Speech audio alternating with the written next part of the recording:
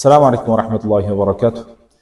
Hurmatli aziz birodarlar, mana bugun biz O'zbekiston Respublikasi Namangan viloyatida turibmiz. Namangan viloyatini ham Rayhona shifo klinikasida turibmiz. Men o'zimni tanishtirib o'tadigan bo'lsam, ismim Abdulboqiy.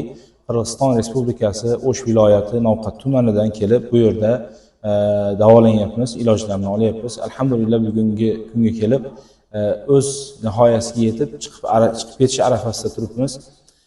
Bu yerdan agar men o'zimni xulosamni aytadigan bo'lsam, foyda oldimmi, olmadimmi deb aytiladigan bo'lsa, albatta bu yerda foydalandik. Bu gaplarni gapirishdan oldin men o'zimga Allohdan qo'rqqan holatda, omonatni his qilgan holatda gapiryapman. Boshqa bir odamlarni singari reklama qilishlik emas, balki bir ummatga, musulmonlarga foydasi tegib qolarmikin degan maqsadda aytyapmiz. Hozir kunimizda o'zingizlar bilasizlar, jigar va yurak, börak va bir qancha kasalliklar bilan bizni diyorlarimizdagi musulmonlar ozor chekib keladi. O'shalardan bittasi menda ozgina bir biz unaqa og'irmas edik, lekin vaznimiz og'irroq bo'lganligi uchun ba'zi kasalliklar bor edi.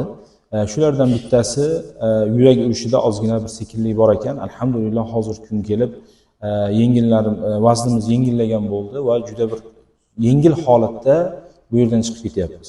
Böreklarimizda toshlar bor ekan, böregimizdagi tosh, tuzlar ozaygan bo'ldi va shu bilan birga jigarimizdagi yog' ham ozaygan bo'ldi va bir qancha sabablari bo'ldi. Bularning ichida, ya'ni bularni klinikani endi muomalasi to'g'risida keladigan bo'lsak, bizga bularni qilgan xizmatlari to'g'risida keladigan bo'lsak, haqiqatda bir xolis odamlar bizga xolisona maslahat berishdi. Bu yerdagi bizga qilingan xizmatlarda aytadigan bo'lsak, vaqtida shu ichiladigan ichimlik, ya'ni damlamalarni berib turishar ekan.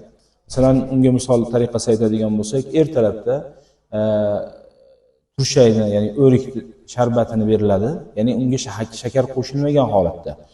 Va peshindan keyin esa qizilcha bilan savziniki va bundan tashqari bir qancha narsalar bor ekan.